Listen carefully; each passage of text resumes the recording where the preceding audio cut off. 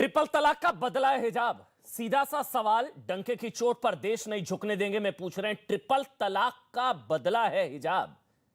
क्या ट्रिपल तलाक का बदला लेने की कोशिश हो रही है? क्या हिजाब विवाद के पीछे ट्रिपल तलाक गैंग है? क्या हिजाब विवाद इसलिए उठाया गया ताकि ट्रिपल तलाक के खात्मे से खुश मुस्लिम महिलाएं कहीं बीजेपी के पक्ष में न चली जाए?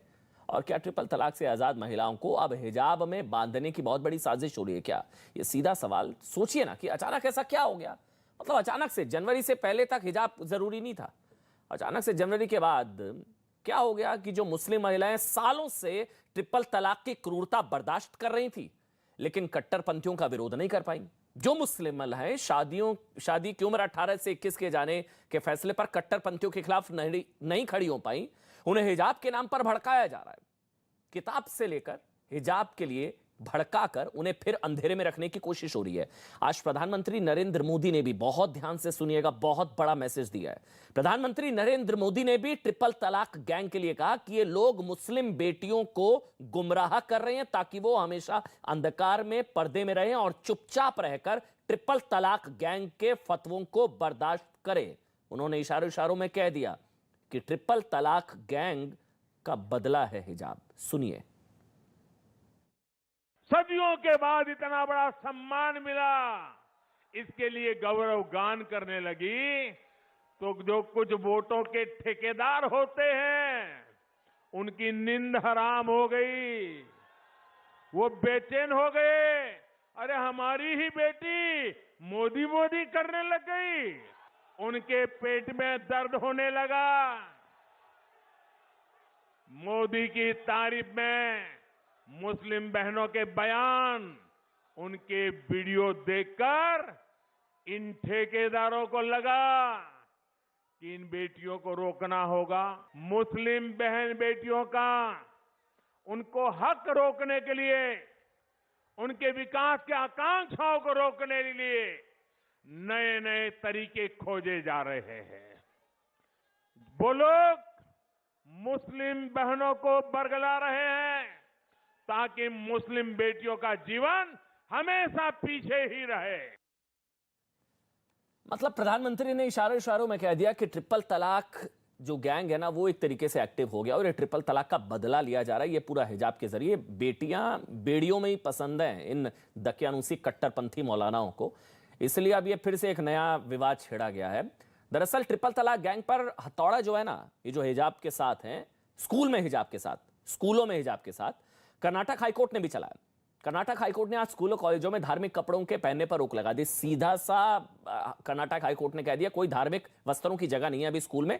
सुनवाई चलेगी, अगली सुनवाई सोमवार को होगी, स्कूल खुलेंगे, कोई हिजाब नहीं होगा, यह कर्नाटक हाईकोर्ट ने कह दिया है। और हिजाब पर बैन, एक तरीके से अब स्कूल खुलेंगे, हिजाब पर बैन, भगवा पटके और दुपट्टे पर भी बैन, किसी तरह का कोई धार्मिक लिबास नहीं। हाईकोर्ट ने कहा कि इस मामले में फैसला आने तक धार्मिक कपड़ों पर बैन रहेगा। कोर्ट ने कहा कि हम देखेंगे हिजाब पहनना मौलिक अधिकार है या फिर नहीं। आज देश को यह भी बताना जरूरी कि कई मुस्लिम देशों में जिन्होंने पब्लिक स्कूलों, सरकारी दफ्तरों और कुछ संस्थानों में हिजाब को पूरी तरह से बैन किया गया है, तो आज भारत में हिजाब की जिद आखिर क्यों हो रही है? मेरे साथ तारिक फतेह इस वक्त लाइव जुड़ चुके हैं। बहुत बहुत धन्यवाद तारिक फतेह साहब, समय निकाला। मालविका अविनाश बीजेपी की नेता हैं। मालविका जी, बहुत बहुत धन्यवाद, आपने समय निकाला। रिया डिसूजा जी हैं मेरे साथ, सोशल मीडिया एक्टिविस्ट हैं और एक्ट्रेस हैं। आपका स्वागत है रिया जी। और साथ ही मेरे साथ यास्मीन निगार खान जी भी हैं। यास्मीन जी, बहुत बहुत धन्यवाद, आज आपने समय निकाला, कीमती समय न्यूज़ 18 इंडिया के लिए। सबसे पहले तारिक फतेह, मैं आपसे शुरुआत कर रहा हूं। बेटियां बेड़ियों में ही पसंद है क्या? ये वही ट्रिपल तलाक गैंग है जिसको बेटियां पसंद थी बेड़ियों में, और वही अब हिजाब विवाद के पीछे है क्या? इस तरह प्रधानमंत्री इशारा कर रहे हैं यहां पर। देखिए, बेटियां और बीवियां और लौंडियां तो सदियों से बेड़ियों में हैं, और ये पूरा जो, जिसे आप फेमिनिस्ट मूवमेंट कहें या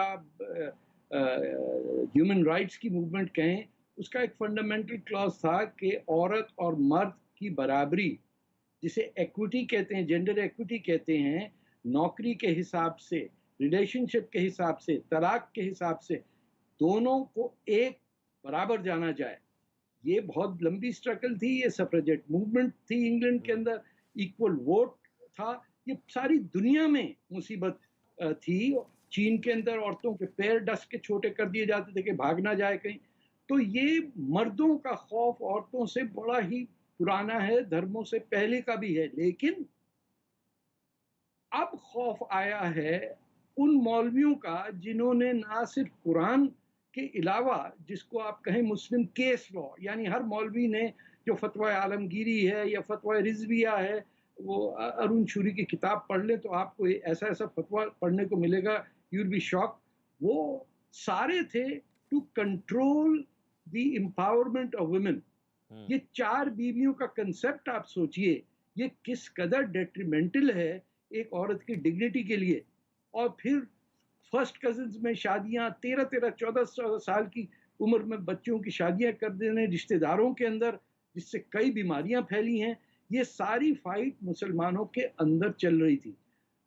टूनिशिया में 1960s में हबीब बोरकीबा ने कानून बदले गए और उसके अंदर सिविल लॉ लाया गया। इसके बाद वो पाकिस्तान में भी अप्लाई हुए और वहाँ पे भी तलाक का सिस्टम खत्म हुआ, equality of main and women. खैर वो कुछ अरसे के लिए रहा, उसके बाद ज़ियाउल हक आए आपके इंडिया शरीफ से हमारे खलीफा बनने के लिए, और वो तो तबाही के रास्ते पे डाल के हमें चले गए। लेकिन आप सोचिए कि यही मुस्लिम मर्द उस फौज के मेंबर थे जिनको पाकिस्तान के आर्मी जनरल्स ने कहा था बंगाली मुसलमान औरतों को इतना रेप करो कि इनकी नस्ल बदल दी जाए। ये जनरल टिक्का खान की बात थी। तो मुसलमानों को तो पता है, अब वो ना लेकिन अब फर्क है क्या? शायद नहीं, एक मिनट, लेकिन सर अब फर्क है। अब तो मुस्लिम बेटियों को शेरनी कहा जा रहा है, अब उनकी चॉइस की बात की जा रही है। मैं इसलिए एक सवाल पूछ रहा हूं, एक मिनट सर, मतलब अब क्योंकि इस तरह से ये इतना दोगलापन है कि मुस्लिम बेटियों को बेड़ियों में रखेंगे और फिर उनको शेरनी कहेंगे। मतलब अब शेरनी और चॉइस वाली बात, इन बेटियों की चॉइस तब नहीं चलती जब ये पॉलीगैमी के खिलाफ नहीं बोल सकती, ये मस्जिदों में एंट्री नहीं ले सकती हैं, ये अपनी मर्जी से शादी नहीं कर सकती हैं, ये तब इनकी चॉइस नहीं चलती है। लेकिन अब चॉइस चल रही है क्योंकि इनको ढक के रखना है। दोगलापन भी है, और मोस्ट कम्युनिटी जो पेट्रियार्कल होती हैं उसमें है। मुसलमानों की किस्मत ज्यादा ही अच्छी है कि इसके अंदर आयतुल्लाह खोमेनी या आपके वो बिन लादेन साहब बुर्का ओढ़ के भाग जाते हैं, या कितने लोग बुर्के के अंदर बैठ के भागे हैं जो बहुत बड़े बड़े मुजाहिद बनते थे और फिर फटक करके बुर्का पहना और भाग गए। तो ये बदनसीबी हमारे साथ चली आ रही है, क्योंकि जहां जहां इस्लाम फैला है वहां वहां लोकल ट्रेडिशन, चाहे पर्शिया हो चाहे इजिप्ट हो, खत्म हो गई। अब भी यमन में पिछले को 10 साल से मुसलमान को मार रहा है, वो एक दूसरे की औरतों को रेप कर रहा है। सीरिया के अंदर क्या हो रहा है, 5 लाख आदमी मर गए अब तक। वहां तो कोई हिंदू नहीं है ना, वहां तो कोई आपका यहूदी नहीं आया, कोई किस नहीं आया। सारा किस्सा ये है कि आपको पावर आपके हाथ से निकल गया जब तुर्कों ने आप पे कब्जा किया, और कुछ नहीं आपने लिखा। उसके बाद ना सुई इजाद की, ना जूता इजाद किया, ना हुक्का किया। आपको सिर्फ एक बात रह गई, खासतौर पे इंडिया पाकिस्तान के जो मुसलमान हैं, कि you are part of the उम्मा, और आप दोज़ख का इंतजार कर रहे हैं ताकि रोज़े क़यामत आए और हम सब जाएं जन्नत में, वहां हूरें हमारे लिए पड़ी हुई होंगी। आप इसेंशियली देखिए, this is the frustrated sexuality of the Muslim male. ठीक सर, जो मतलब हर चीज में उनकी चलेगी, मतलब हर चीज में मर्दों की चलेगी, हलाला में भी उनकी चलेगी, ट्रिपल तलाक में भी उनकी चलेगी, हिजाब में भी उनकी चलेगी, पॉलीगैमी में उनकी चलेगी, बहुविवाह में उनकी चलेगी, हर जगह उनकी चलेगी। मतलब बेटियों के पक्ष में बोलना जरूरी है ना। आज हमने तो शाहबानो मामलों में देखा था, मौलानाओं, कट्टरपंथी मौलानाओं के दबाव में एक अधेड़ उम्र की महिला बेचारी को सड़क पर लाकर खड़ा कर दिया और मुआवजा भी नहीं मिला, मेंटेनेंस। वो शाहबानो के साथ हुआ, तो फिर शाहबानो भी शेरनी थी ना, इसका मतलब ये शेरनी तो शाहबानो भी शेरनी थी। लेकिन मालविका अविनाश जी, शाहबानो थी, बिल्कुल वो शेरनी थी भाई। मेरी नजर में तो शाहबानो से लेकर सायरा बानो दोनों शेरनियां थी जो कट्टरपंथी मौलानाओं के खिलाफ खड़ी हुई। उनको कोई शेरनी नहीं बोलेगा ना, तो फिर वोट बैंक नाराज हो जाएगा, क्योंकि मौलाना वोट बैंक है, वो नाराज हो जाएगा। बहरहाल मालविका अविनाश जी, ट्रिपल तलाक गैंग है इसके पीछे जो प्रधानमंत्री इशारा कर रहे हैं, या ट्रिपल तलाक का बदला है हिजाब? मालविका जी जी बिल्कुल, अभी अभी जो दुनिया भर की बात हुई, जहां पर जो मुस्लिम महिलाएं हैं उनके साथ जो इनजस्टिस होता है उसके बारे में दुनिया भर की बात हुई। अब हमारे देश की बात करते हैं, और ये जो शाबानों वाली मानसिकता है, इससे लड़ना है, न केवल बीजेपी को बल्कि जो सारी मुस्लिम महिलाएं हैं उनको लड़ना है ये शाबानों वाली मानसिकता से। जहां तक कर्नाटक का सवाल है, मैं एक बात साफ साफ सबसे कह दूं आपके द्वारा जी कि भाई यहाँ हिजाब पे कोई बैन नहीं है, ऐसा कोई ब्लैंकेट बैन नहीं है कि सारे कॉलेजों में, सारे ही स्कूल्स में हिजाब अलाउड नहीं है। बात निकली एक उडुपी के कॉलेज में, जहां पर इन बच्चियों ने जो आज जिद कर रही है कि हम हिजाब पहनेंगे, इन्हीं बच्चियों के माँ बाप ने और स्कूल के मैनेजमेंट के सभी लोगों ने मिलकर तय किया कि हमारे यहाँ कैंपस में अलाउड है हिजाब, लेकिन क्लासरूम के अंदर नहीं, ताकि ये जो अलगाववाद है इसको बढ़ावा ना मिले बच्चों के बीच में। ये हम अलग हैं, आप हिंदू हो हम मुसलमान हैं, या फिर आप गरीब हो हम अमीर हैं, ऐसी मानसिकता बच्चों के भीतर पैदा ना हो, इसीलिए ये किया गया उडुपी के एक कॉलेज में। लेकिन इसमें आप एक बात समझ लीजिए कि ये शाबानों वाली माइंडसेट कहां से आती है, ये शाबानों वाली मानसिकता जिसका जिक्र आज प्रधानमंत्री जी ने किया कि जो लड़कियां इस कॉलेज में पढ़ती थी उनको भड़काया गया है, उनको गुमराह किया गया है। पिछले 3-4 महीनों में ये सब हुआ है, उनको भड़काया गया है और बोला गया है कि कल तक तुम नहीं पहनती थी हिजाब, लेकिन आज से मांगो कि मैं पहनूंगी और ये मेरा फंडामेंटल राइट है।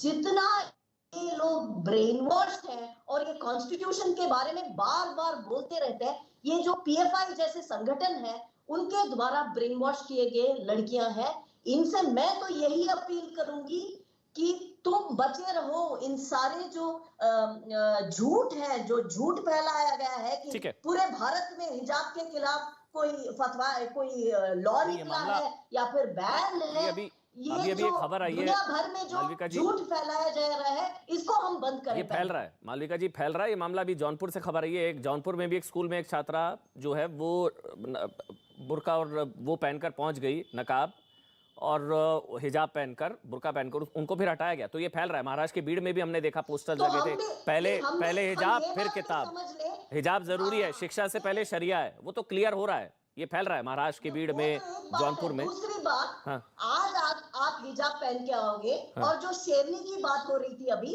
वो शेरनी तो बुर्खा में आई। आपको पता कैसे चलेगा कि बुर्खे के अंदर हमारी बच्ची है, जो स्कूल में पढ़ने वाली बच्ची है, या कोई और है? तो दूसरे बच्चों को प्रोटेक्शन कौन देगा? ठीक है, आप आज हिजाब मांग रहे हो, कल बुर्खा मांग नहीं, लेकिन अब तो चैप्टर क्लोज हो गया मेरे ख्याल से।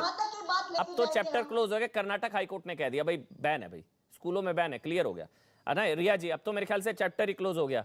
कर्नाटक हाईकोर्ट ने कह दिया बैन, अब नहीं, स्कूलों में बिल्कुल हिजाब बैन होगा। रिया, नासिर जी भी मेरे साथ जुड़ गए। नासिर भाई, आ रहा हूं आपके पास। पहले रिया जी आप बोलिए। ये सवाल, हाँ रिया जी, ये सवाल पूछना चाह रही हूं आपको कि तारिक फतेह जी इंडियन है या नहीं? हाँ या ना अहमद जी? हाँ, मैं हूँ इंडियन। हिंदुस्तानी है जी। Are you an Indian or you are a Pakistani? Yes, I'm Indian. Are you an Indian or a Pakistani? Are you sure? Indian. There is no such thing as Pakistani. Are you sure? Yes. Indus river कहाँ बहता है बीबी? Geography पढ़ लिया करें। I just wanted to clear this up because मुझे आपके profile में पाकिस्तान का ज्यादा दिखा, इसलिए मैं पूछ रही थी। Any which ways, let me continue the debate now. मुझे सिर्फ क्लियर करना था। Any which ways. नहीं, आप भी तो पाकिस्तान से है ना? आप पाकिस्तान से नहीं है? Aman ji, now let me continue with the debate because अगर कह रहे हैं कि ये इंडियन है तो ठीक है, मैं मान। अच्छा, उन्होंने भी पूछा है कुछ। पाकिस्तानी है ना आप? जी, आप तो पाकिस्तानी है ना? कौन पाकिस्तानी है? आप। किसको? अमन जी, कौन किसको क्या पूछ रहा है, जरा मुझे प्लीज बताइए। वो आपसे ही पूछ रहे हैं रिया जी, वो आपसे ही पूछ रहे हैं। नहीं, डबल नहीं है, आप दोनों हैं भाई, आप दोनों हैं। कर रही हैं आप, तारिक फतेह और आपसे सवाल पूछ रहा हूं मैं, रिया जी। क्योंकि ये आपको सिखाया गया। तारिक फतेह जी, आप मुझे पूछ रहे हैं कि मैं हिंदुस्तानी हूँ या पाकिस्तानी, तो मैं आपको गर्व से कह सकती हूँ कि मैं हिंदुस्तानी हूँ, मगर मुझे सवाल आपसे पूछूं कि आप हिंदुस्तानी हैं या पाकिस्तानी हैं? आप मोहम्मद अली जिन्ना की तस्वीर लगाए हुए बैठी हैं अलीगढ़ में, आप वो हैं। ज्यादा मत पाइए। दिख रहा है? देख रहा है? आप अपने हद में रहिए, मुझसे अभी बात मत कीजिएगा। Aman ji, coming back to you, आपने मुझसे सवाल पूछा है कि हिजाब, coming back to you, shut up. नहीं, ऐसे नहीं, ये गलत है, रिया जी, ये गलत है, रिया जी, ये गलत है, नहीं, तो रिया जी, ये गलत है। आपने पूछा था पहले उनसे, आपने पूछा था, वैसा जवाब मिला था, आप उखड़ गई अब। आप क्यों कम बैक क्यों? सवाल पूछा तो जवाब लीजिए ना फिर, जब सवाल पूछा तो जवाब लीजिए ना फिर। उनको हक नहीं बनता, तो आपको भी हक नहीं बनता उनका अपमान करने का। अमन, आपने उनसे सवाल पूछा तो जवाब लीजिए। हाँ जी, रिया जी, रिया बोलिए। मैंने एक सवाल पूछा तो बस जवाब ले लीजिए ना फिर। अमन, don't try your stuff with me, don't try your भैया, अभी आपने सवाल पूछा तो जवाब ले लीजिए ना भाई। Speak to me properly, don't speak to me, आप बीच में बोलना बंद कीजिएगा, बीच में बोलना बंद कर दीजिएगा। अरे आप तो गुस्सा हो गई। मैंने एक सवाल पूछा, उन्होंने जवाब दिया। मैंने सवाल पूछा, उन्होंने जवाब दिया। शटअप क्या होता है भाई? शटअप क्या होता है भाई? आप भी सम्मानित है, वो भी सम्मानित है, आप भी सम्मानित है, वो भी सम्मानित है। आप शटअप कहेंगी? क्यों कहेंगी भाई? आप कौन है? क्यों कहेंगे आप? पहले बीच में बोलना बंद कर। आप शटअप मत बोलिएगा आज के बाद मेरी डिबेट में। शटअप मत बोलिएगा आज के बाद मेरी डिबेट में। बात कीजिए, बात करते जाइए जब तक आप बात से चलिए, परेशान मत होइए। शटअप मत बोलिएगा आज के बाद मेरी डिबेट में किसी को। आप भी सम्मानित है, वो भी सम्मानित है। बस समझा रहा हूँ, टॉपिक पे रहिए। I don't care, जी, समझा रहा हूँ। कोई बड़ी चीज नहीं है, आगे बढ़िए। हाँ जी, क्यों समझा रहे? समझा रहा हूँ, ऐसे नहीं, जरूरत नहीं है, आप समझिए। चलिए रिया आगे रिया आगे में रहिए। पहले मुझे, मैं जब बात कर रही हूँ, बात करना बीच में बंद करना बंद कीजिए। चलिए हाँ, बदतमीज आदमी, तारिक बदतमीज, अब अमन चोपड़ा भी बदतमीज। चलिए ठीक है, चलिए अब कट्टरपंथी मौलानाओं की पक्ष में और हिजाब के पक्ष में शुरू हो जाइए। पूरा देश सुन रहा है आपको, बोलिए। बदतमीज आदमी बोलना है आपको? रिया मुझसे बात करे किसी और? हाँ रिया, कुछ बोलना है आपको? स्कूल में हिजाब, अब तो कर्नाटक हाईकोर्ट ने कह दिया। बीच में बोलना बंद कीजिए, बीच में बोलना बंद कर दीजिएगा जब मैं बात कर रही हूँ। बदतमीजी नहीं करेंगी तब नहीं बोलूंगा, मान लिया, बस। पर बदतमीजी नहीं करेंगी, बीच में नहीं बोलूंगा। बदतमीजी करेंगी तो फिर आपको समझाना पड़ेगा। बदतमीजी मैंने नहीं की, आपने करी थी, आपने शटअप बोला था। हाँ मैं बोल रहा हूँ, हाँ मैं बोल रहा हूँ, वापस बोल रहे बीच में, हाँ मैं बोल रहा हूँ, बोलना बंद, मैं बोलूँ नहीं, ऐसे नहीं होता ये। शटअप, बदतमीजी, ये सब नहीं। अपने आराम से, थोड़ा आराम से। ये पता नहीं किस चीज का एटीट्यूड है इनके अंदर, कौन है क्या, किस चीज का एटीट्यूड है? आप बीच में बात करना बीच में बंद कीजिए, बात करना बीच में बंद कर दीजिएगा। बस तमीज में, बोलने दे, तमीज में बोलिए, तमीज में बोलिए, बिल्कुल बोलिए, आप कर रहे हैं, बिल्कुल बोलिए तमीज में। चलिए मुझे आगे बढ़ना है, आप रहिएगा, चलिए ठीक, आप रहिएगा तमीज में। चलिए ठीक है। रिया बोलिए, रिया बोलिए। रिया नई बात करनी है? नहीं बोलिए रिया बोलिए जी, बिल्कुल रिया बोलिए। लैंग्वेज थोड़ा आराम से, किसी को भी आप अपमानित ना करें जी, किसी को भी आप अपमानित ना करें जी, आप भी तमीज के दायरे में। चलिए ना, बस करिए ना, बोलिए ना। अब आप कोई सड़क छाप से बात नहीं कर रही, बात। चलिए बोलिए। Now let me speak and then you talk in the middle, let me speak and then you talk in the middle. अच्छा जी। तो आपने कहा, कोर्ट ने बोल दिया, ठीक है, हमने मान लिया, पर हम आज भी यही सवाल आपसे पूछ रहे हैं कि स्कूल के कैंपस के डायरी में अगर ये सब चीज मना था, तो स्कूल के डायरी में ये चीज क्यों लिखा गया था कि head scarf is allowed as long as the colour of the scarf matches the dupatta? ये चीज क्यों लिखा गया था? क्यों एडमिशन से पहले इन बच्चों को क्लियर नहीं किया जाता है कि मैडम आप हिजाब नहीं पहन सकती? क्यों नहीं? क्योंकि अगर ऐसी बात है तो ये लोग एडमिशन वहां पे नहीं लेंगे। तो आप लोग, स्कूल इस बात की पुष्टि क्यों नहीं करता है कि सर मैडम हम आपकी बच्ची को एडमिशन नहीं दे सकते क्योंकि आपकी बच्ची हिजाब न कराई तो एडमिशन मना है? ये बात, ये पॉइंट, ये आप बीच में वापस बोल रहे हैं, आप बीच में वापस बोल रहे हैं। मैं बोल रहा हूँ लेटर कंप्लीट, ये पॉइंट आप लोग क्यों?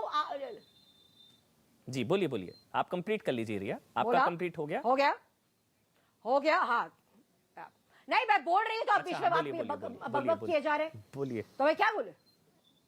हाँ, तो ये चीज पहले क्यों नहीं की गई थी? ये आज अचानक, ये सदियों से चला आ रहा है। लड़कियां बहुत पहले से, आज से नहीं, बहुत पहले से पहन रही हैं दुपट्टा, हिजाब, या सिख लड़के पग पहनते हैं। तो क्या आपको ये सब गलत लगता है? जब सिख लड़के पग पहन के आते हैं तो क्या वो भी गलत है? थोड़ा पढ़िए, थोड़ा आपकी जानकारी का अभाव है, आपको थोड़े जानकारी का अभाव है, आपको प्रॉब्लम आपको समझ नहीं आ रहा। वो सिख धर्म में जो पगड़ी है, जो केश जो है, कृपाण है, जो कच्छ है, वो धर्म का अभिन्न अंग है, वो धर्म का अभिन्न अंग है। ये चॉइस का मामला है। चलिए अब मालविका अविनाश, अब आप बोलिए। अगर आप बीच में बोलेंगे मालविका मैं ये अविनाश, माइक बंद कर दूंगी और खत्म कर दूंगी। आप धमकी क्यों दे रही है? आपकी मर्जी है भाई। आपको 1.5 मिनट बोलने दिया मैंने, आपको 1.5 मिनट बोला है रिया। सारे पैनलिस्ट हैं, नासिर अब्दुल्ला जी भी वेट कर रहे हैं, सबको इक्वल चांस देना है ना। तो आप बोल दो कि आपका चलिए मालविका अविनाश, मालविका अविनाश, आप बीच में मेरे काटेगा। जी मालविका अविनाश, मैं जल्दी से बता देती हूँ इनको, शायद इनको जानकारी नहीं है। स्कूल के जो, हर स्कूल और कॉलेज का अपना एक यूनिफॉर्म कोड होता है, और जहां तक जिस स्कूल में या फिर जिस कॉलेज में ये बच्चियां अभी जिद कर रही हैं कि हेड स्कार्फ पहनेंगी, हिजाब पहनेंगी, उसके उसी कॉलेज में इन्हीं बच्चियों ने एक अंडरटेकिंग को साइन किया कि हम हेड स्कार्फ नहीं पहनेंगे because it's not part of the uniform. इस कॉलेज में यही रूल है। आप चाहे जितना भी चिल्ला लो, लेकिन इस कॉलेज में यही रूल है और यही रूल चलेगा। ये आज हाई कोर्ट ने भी बोल दिया। नासिर अब्दुल्ला जी, अब मैं एक एक करके सबका कमेंट ले लेता हूं। नासिर अब्दुल्ला जी, माफी के साथ बहुत देरी से आपके पास आया, बोलिए नासिर भाई, बोलिए। स्कूल में हिजाब, मुझे एक्चुअली सच्ची बात यह है कि पूरी बात मुझे अच्छी तरह मालूम नहीं है, क्या क्या हुआ, क्या क्या हिस्ट्री थी, पहले क्या क्या अलाउड था, एकदम से हुआ या बगैर किसी से बातचीत किए हुए इस लॉ को फिर से ले आए वापस, मुझे नहीं मालूम। मैं एक बड़ी अच्छी बात मैं अपने हिसाब से कहना चाहता हूँ हिजाब के फेवर में, वो ये है कि अगर हमारी जो भी हिंदुस्तानी लड़कियां हैं, मुस्लिम गर्ल्स हैं, ये हिजाब पहन के आती हैं तो उससे एक बड़ा अच्छा फायदा है कि इनकी शक्ल सूरत जो है ठीक से दिखाई नहीं देती है। तो अगर दिखाई नहीं देगी तो वो जो लड़के लोग हैं वो ज्यादा उनसे इम्प्रेस नहीं होंगे, अट्रैक्ट नहीं होंगे, आकर्षित नहीं होंगे। तो वो अच्छा है उनके लिए, तो लड़कों का मुंह ढको कि भाई। वो अपने काम पे ध्यान अच्छी तरह दे पाएंगे। अगर खूबसूरत अपना ये कि लड़की बाल खुले हुए लड़की ये हो तो वो तो ऐसे ही एक मेरा ख्याल है ये। दूसरी बात ये है कि हर्ज क्या है अगर हिजाब वो मतलब ये कि पहनी है तो क्या आपत्ति है, ये मैं जानना चाहता हूँ। क्योंकि पहले तो अलाउड था। मैं मानता हूँ कि स्कूल का खास तौर पे स्कूल में यूनिफॉर्म कोड होना चाहिए। मैं मानता हूँ कि स्कूल में यूनिफॉर्म जो कोड है होना चाहिए, मैं बिल्कुल मानता हूँ इस बात से। लेकिन कॉलेजेस में if they want to wear a hijab, उनको अलाउ वैसे कर देना चाहिए। अगर उसमें कोई खतरे की बात है तो छोड़ दो, लेकिन अगर कोई हिजाब पहनना चाहे तो मुझे नहीं लगता बुरा है। हालांकि मैं फॉर इट नहीं हूँ। ठीक है, बिल्कुल। अगर नासिर भाई मेरी नजर में जो लड़के घूरते हैं ना, उनकी आंखों पर पट्टी बांधी है ना, बच्चियों को क्यों ढकना भाई? उनके आंखें बच्चियों को क्यों ढकना है भाई? उनको ढक दीजिए। जिनकी आंखों में प्रॉब्लम है उनको ढकिए भाई। मैं तो और ये क्यों सुनेंगी भाई? यही तो बेड़ियां हैं, ये जो सोच है ना, रिग्रेसिव सोच है। बच्चियों को ढक दो, बच्चियों को, अरे वो घूर रहा है उसको ढको भाई। ये कहाँ के लोग हैं? लाइटनेस की बात कर रहा हूँ। जी चलिए ठीक है। लाइटनेस के कह रहा हूँ कि एक फायदा है। यास्मीन निगार खान जी भी अब मेरे साथ हैं। एक मिनट, अब मैं एक उनका कमेंट लेना जरूरी है। यास्मीन निगार खान जी, आपको लगता है ये मुद्दा पॉलिटिकल है या जेन्युइन है? स्कूल में हिजाब की जिद जेन्युइन है आपके हिसाब से? यास्मीन निगार खान। रिया जी 1 मिनट आ रहा हूँ, रिया 1 मिनट आ रहा हूँ। देखिए ये जो कुछ भी हो रहा है, हाँ देखिए ये जो कुछ भी हो रहा है ये तो फैसला कोर्ट में चल रहा है और जो फैसला दे उसका सम्मान करना है।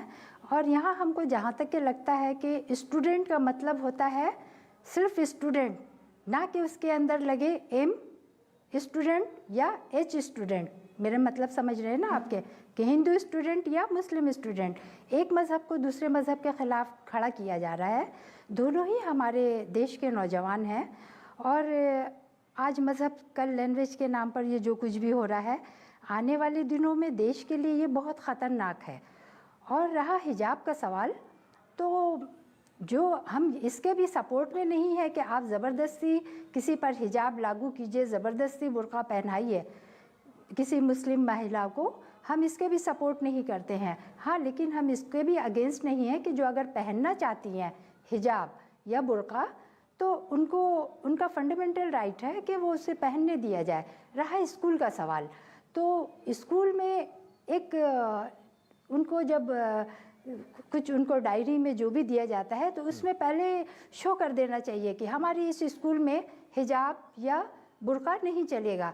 तो फिर लोग जो है, जो भी वहाँ एडमिशन मुस्लिम करेंगे, तो वो देख के करेंगे कि भाई हाँ, यहाँ पर ऐसा अलाउ नहीं है, और वो नहीं फिर वहाँ जाएंगे। और इस तरह का ये इशू कोई बहुत ज़्यादा बड़ा तो नहीं था, इसको ठीक किया जा सकता था, लेकिन इसको बहुत ही ज़्यादा इसको तिल का ताड़ बनाया गया है। पॉलिटिकल उसमें भी सब अपनी अपनी पॉलिटिकल पार्टियां अपनी रोटियां सेक रहे हैं। और हाँ, तो ये ऐसा इसको इतना बड़ा इशू नहीं बनाना चाहिए।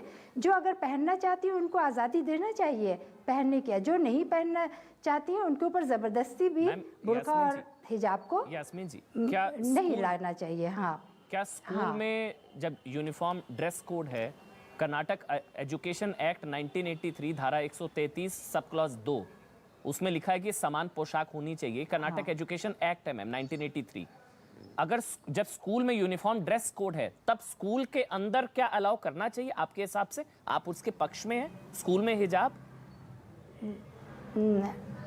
नहीं, देखिए, अगर स्कूल में ऐसा उनके लिखा हुआ है कि हम यहाँ पर एक समान सब रहेंगे, तो हाँ, जैसा कि हम यहाँ भी कोलकाता में देखते हैं कि जाती हैं लड़कियाँ जहाँ पर जो है अपना, जब क्लासरूम के अंदर एंट्री करती हैं तो वो हिजाब को उतार देती हैं, हिजाब या बुर्का जो भी है उतार देती है, और एक समान जो उनका ड्रेस रहता है, यूनिफॉर्म, वो उसके साथ ही रहती हैं। और ये कभी भी ऐसा कोई इश्यू नहीं बना यहाँ पर। तो लेकिन ये सब क्या हो रहा है, तो ये समझ में नहीं आ रहा है।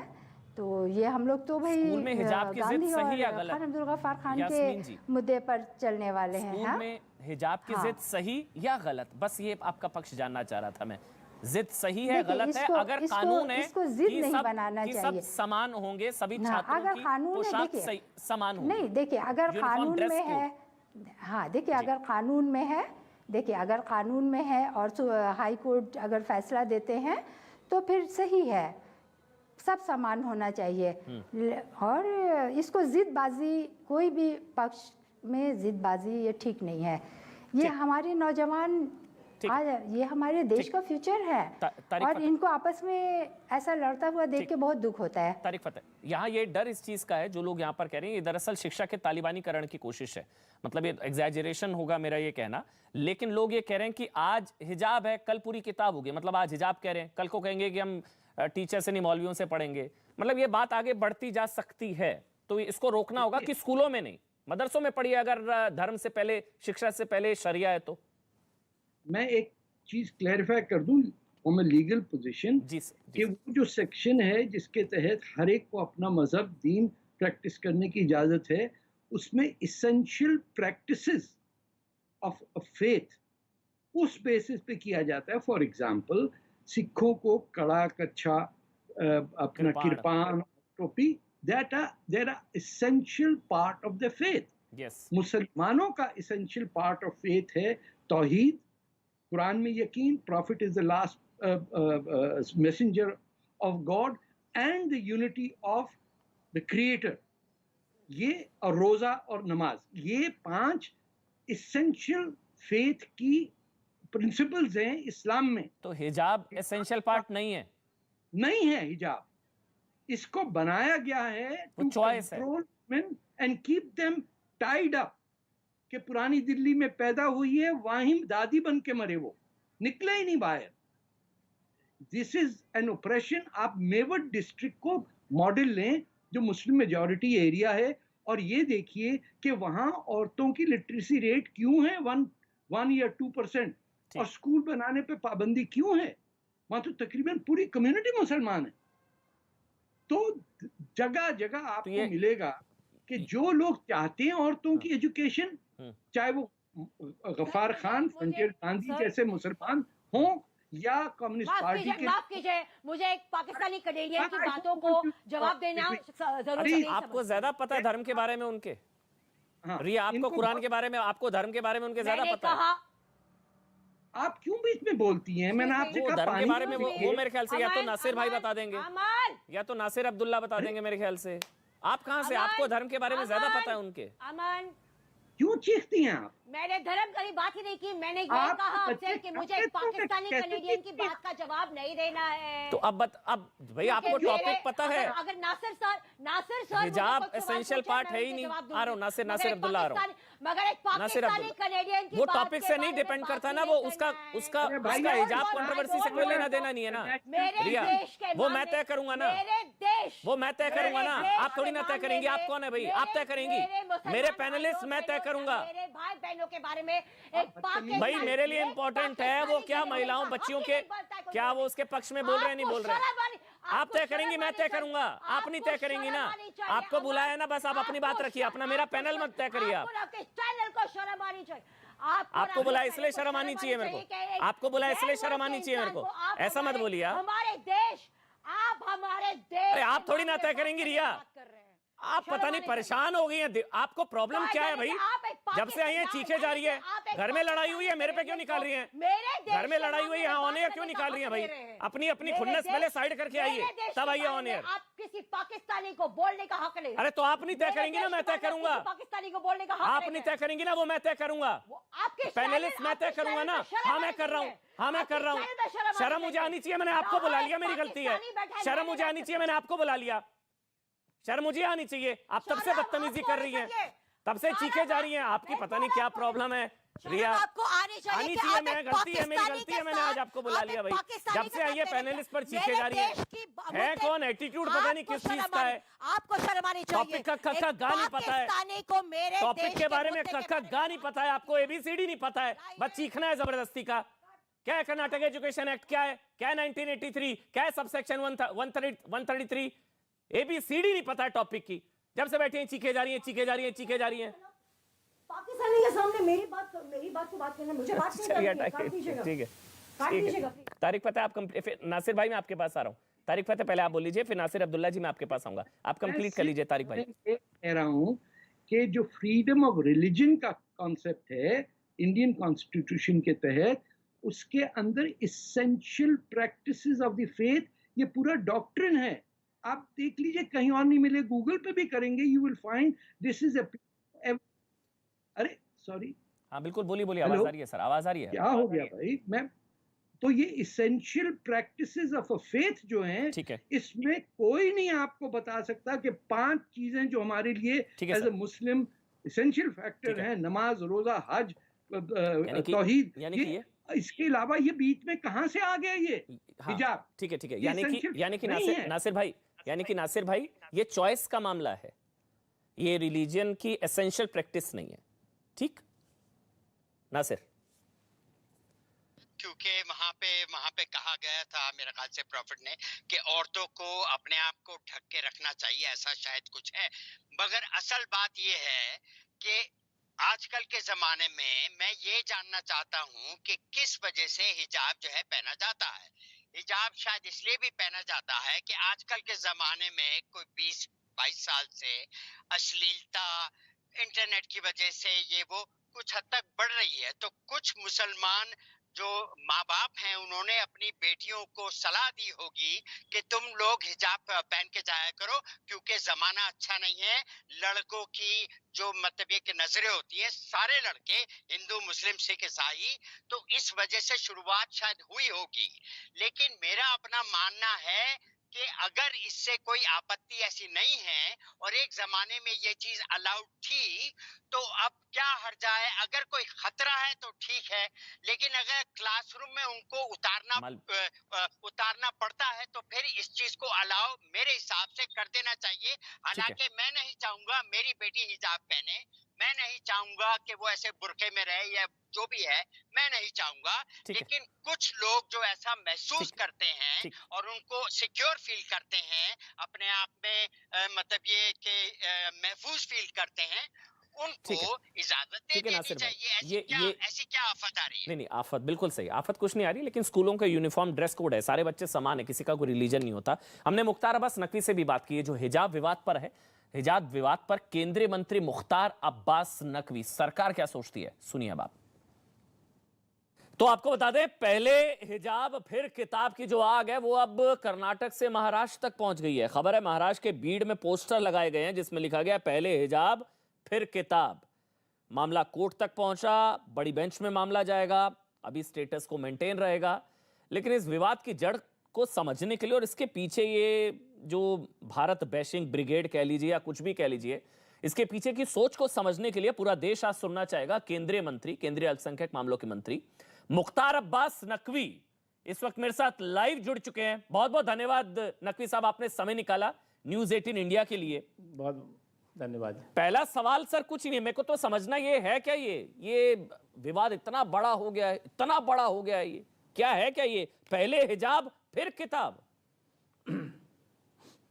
देखिए, जो हिजाब पर हॉरर हंगामा और शो है, ये शुद्ध रूप से यूनिफॉर्म पर मिस इन्फॉर्म करने की कम्युनल कॉन्स्पिरेसी का कंपटीशन है, इससे ज़्यादा कुछ नहीं है। हर इंस्टीट्यूशन का अपना ड्रेस कोड होता है, डिसिप्लिन होता है, डिग्निटी होती है, डिसीजंस होते हैं, और उस इंस्टीट्यूशंस के ड्रेस कोड को, डिग्निटी को, डिसिप्लिन को, डिसीजन को सबको मानना होता है, चाहे वो किसी धर्म का हो, किसी जाति का हो, किसी क्षेत्र का हो। अब जहाँ तक सवाल है इस देश का, इस देश में अलग अलग इंस्टीट्यूशंस के अपने अपने अलग अलग ड्रेस कोड है। अब इस देश में जो है वैसे तो लगभग 50,000 जो है वो माइनॉरिटी इंस्टीट्यूशन भी काम कर रहे हैं, 50,000 के इर्द गिर्द मदरसे भी हैं जहाँ पे उनके अपने ड्रेस कोड होंगे।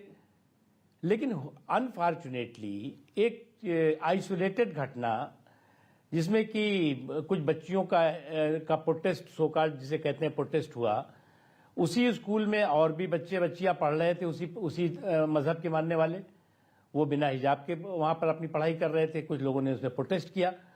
प्रोटेस्ट इंपॉर्टेंट नहीं है। उसके बाद जो है वो कांग्रेस पार्टी के लीडर राहुल गांधी साहब हैं, वो गए थे गंगा जी नहाने, उनके गले लग गया हिजाब उस समय, यानी कि पहाड़ से गिरे थे, खजूर पे अटक गए। अब वहाँ पर उन्होंने हिजाब पर अपना प्रवचन दे डाला। उसके बाद उन्हीं की पार्टी की लीडर हैं, उन्होंने जो है लड़की हूँ, लड़ सकती हूँ क्या करके उन्होंने आज हिजाब पे अपना पूरा भाषणबाजी कर दी कि ये पहनो, ये नहीं पहनो, ड्रेस कोड बता डाला। और मजे की बात यह है कि इस भारत बैशिंग ब्रिगेड के इस भारत को बदनाम करने के कंपटीशन में पाकिस्तान की जुगलबंदी भी कमाल की होती है, टाइमिंग भी कमाल की होती है। सर्जिकल स्ट्राइक से लेकर के आप सब समय की टाइमिंग देखिए, कहीं पे सबूत मांगा जाएगा, कहीं सवाल खड़े किए जाएंगे। अब हिजाब के हॉरर हंगामे में भी आज वही जुगलबंदी दिखाई पड़ी। आप अरे भैया, इस देश, जी सर, आप क्या मुझे कुछ इशारा कर रहे हैं, कुछ आप बता दें मेरे को, मतलब आप कह रहे हैं पर्दे की लड़ाई नहीं, पर्दे के पीछे कोई और है जो लड़ाई लड़ रहा है बच्चियों के कंधे का इस्तेमाल करके, उन्हें बेपर्दा करने की जरूरत है। वो अंतर्राष्ट्रीय ताकतें हैं, पाकिस्तान है, कोई है इसके पीछे। बिल्कुल।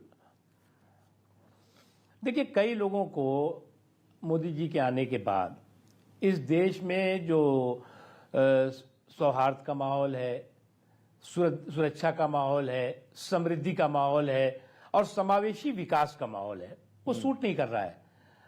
और वो शुरू से जो है वो कोई भी मौका वो नहीं चूकते जिस वक्त की देश को बदनाम करने की षड्यंत्र और साजिशों की हिस्सेदारी भागीदारी ना करें। शुरू में तो मोदी बैशिंग की सनक थी, अब मोदी बैशिंग की सनक जो है वो भारत बैशिंग की साजिश की हद तक पहुंच गई है। और आज जो लोग ये बात करते हैं, पाकिस्तान प्रवचन दे रहा था, जुर्म और जुल्म के जंगल में बैठ करके पाकिस्तान भारत के अल्पसंख्यकों के बारे में प्रवचन दे रहा था, जहां पर कि बंटवारे के बाद वहां अल्पसंख्यकों की क्या आबादी थी, 24% के इर्द गिर्द थी, आज 2% नहीं रह गए हैं। भारत में क्या थी, 7.5-8% थी, आज 22% से ज्यादा हो गए हैं। और 3 लाख से ज्यादा एक्टिव मस्जिदें इस देश में है जहां पर कि इबादत भी होती है और जिनकी हिफाजत भी होती है।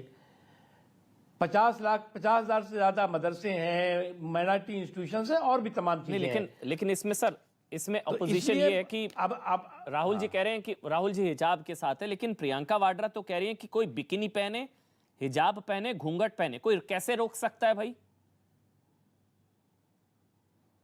अब ये ज्ञान जो है, जिन मदरसों पे भी ये बहुत ज्ञान देती रही हैं, उन मदरसों को भी ये ज्ञान दे दें कि ये जो इनका ड्रेस कोड है, बिकनी उकनी क्या बताया इन्होंने, बच्चियों को वहाँ उस तरह भेज दें उससे। अरे भैया, उनके अपने ड्रेस कोड है और इंस्टीट्यूशंस हैं, उनके अपने ड्रेस कोड है। जो अच्छा लगे उसे अपना लो, जो बुरा लगे उसे जाने दो।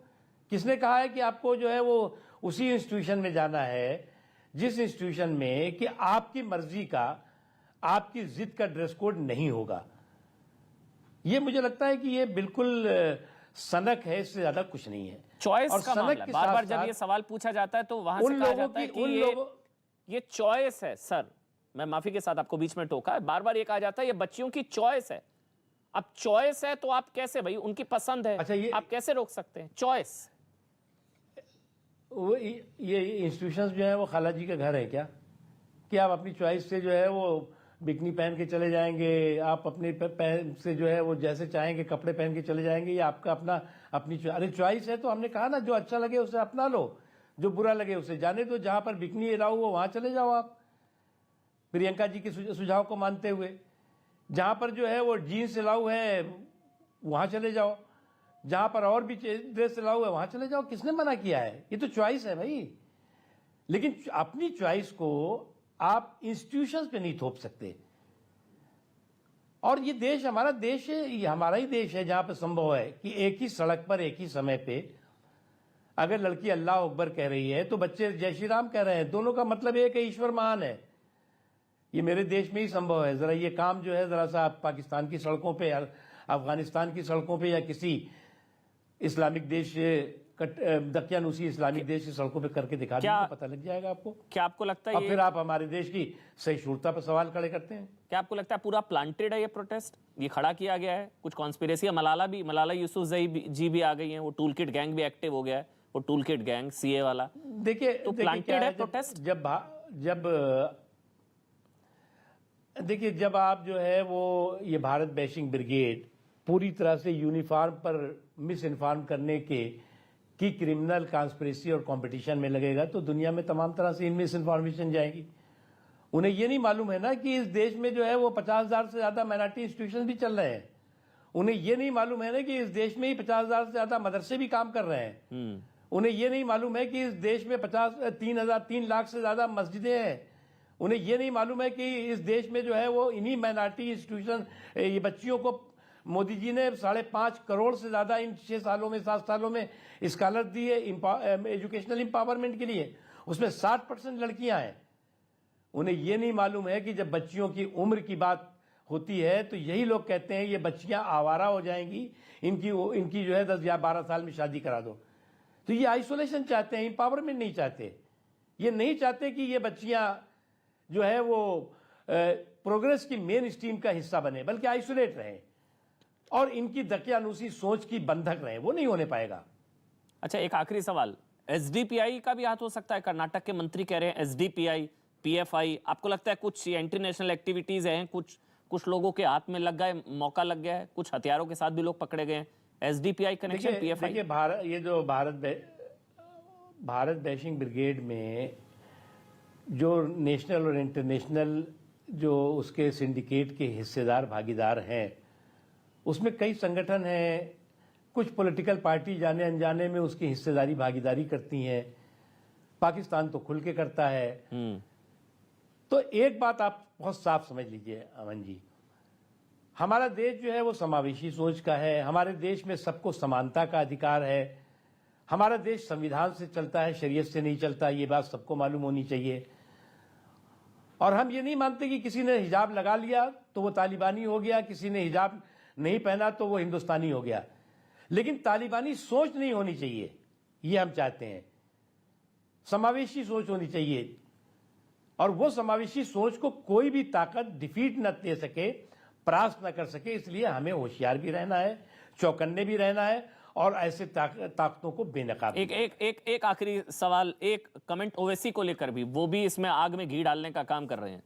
वो कह रहे हैं कि मुस्लिम बच्चियां उनको दरकिनार और वो सारी चीजें कि हिजाब आड़ है, हिजाब होगा, मतलब रोक दिया मुस्लिम बच्चियों को, आप लोगों ने दबा रहे हैं आप लोग। ओवैसी साहब चुनावी चौपाल पे मनोरंजन मानुसों से इतना ही कहना चाहेंगे कि ये इंस्टीट्यूशन आपके खाला जी का घर नहीं है कि आप जो है वो प्रियंका जी की सलाह पर वो ड्रेस पहन के चले जाए।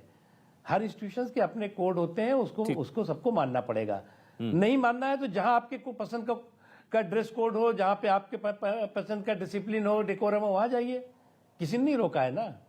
तो ये प्रयोग लगता है आपको, संयोग नहीं, अचानक से बच्चियों को हिजाब याद आ गया, ये प्रयोग लगता है। और ये कहना कुछ लोगों का कि साहब हम बुर्का पहन के ही वोटिंग करने जाएंगे, ये आप इलेक्शन कमीशन को चैलेंज दे रहे हैं क्या? आप चुनाव आयोग के जो है वो स्वतंत्र, निष्पक्ष, भयमुक्त और माहौल में चुनाव हो सके, इसको आप चुनौती दे रहे हो क्या? अरे भाई, इलेक्शन कमीशन जो है वो निष्पक्ष चुनाव कराना चाहता है, सभी लोगों को अपने मताधिकार का इस्तेमाल हो और कोई भी व्यक्ति फर्जी अपने वोटिंग ना कर सके, इसकी जिम्मेदारी इलेक्शन कमीशन की है। आप चैलेंज दे रहे हो जी हम तो ऐसे करेंगे जी, हमारा इलेक्शन में वोटिंग का भी ड्रेस कोड हमारा होगा। आप किस मानसिकता से देश में नफरत फैलाना चाहते हो आप लोग? ये नहीं चलेगा। ठीक सर, बहुत बहुत धन्यवाद, बहुत बहुत धन्यवाद मुख्तार अब्बास नकवी, आपने समय निकाला न्यूज़ 18 इंडिया के लिए, धन्यवाद सर।